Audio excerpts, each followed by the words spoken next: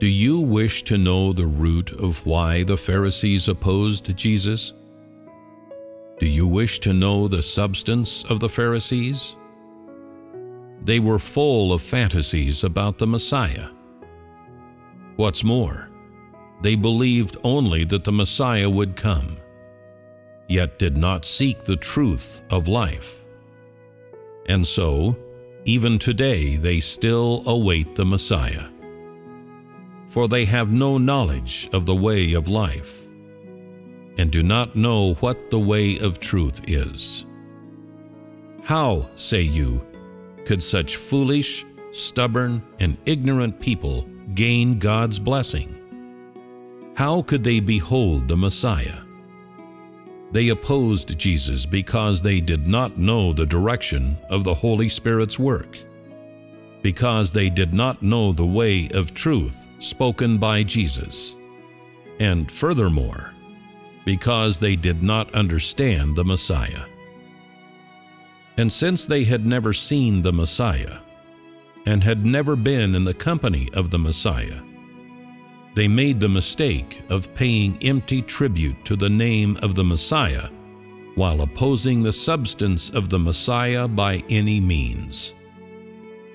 These Pharisees in substance were stubborn, arrogant, and did not obey the truth. The principle of their belief in God is, no matter how profound your preaching, no matter how high your authority, you are not Christ unless you are called the Messiah. Are these views not preposterous and ridiculous? I ask you again, is it not extremely easy for you to commit the mistakes of the earliest Pharisees, given that you have not the slightest understanding of Jesus? Are you able to discern the way of truth? Can you truly guarantee that you will not oppose Christ? Are you able to follow the work of the Holy Spirit? If you do not know whether you will oppose Christ, then I say that you are already living on the brink of death. Those who did not know the Messiah were all capable of opposing Jesus, of rejecting Jesus, of slandering him. People who do not understand Jesus are all capable of denying him and reviling him. Moreover, they are capable of seeing the return of Jesus as the deceit of Satan. And more people shall condemn Jesus returning to flesh. Does not all of this make you afraid? What you face shall be blasphemy against the Holy Spirit, the ruination of the words of the Holy Spirit to the churches, and the spurning of all that is expressed by Jesus. What can you gain from Jesus if you are so befuddled? How can you understand the work of Jesus when he returns to flesh on a white cloud, if you obstinately refuse to realize your errors?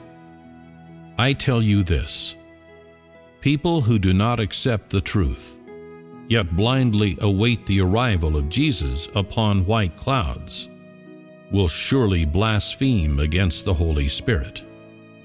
And they are the race that shall be destroyed. You merely wish for the grace of Jesus, and merely want to enjoy the blissful realm of heaven, yet you have never obeyed the words spoken by Jesus, and have never received the truth expressed by Jesus when he returns to flesh. What will you hold up in exchange for the fact of Jesus' return upon a white cloud? Is it the sincerity in which you repeatedly commit sins and then confess them over and over?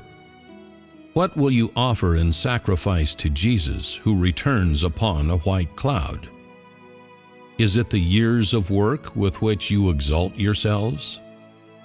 What will you hold up to make the returned Jesus trust you?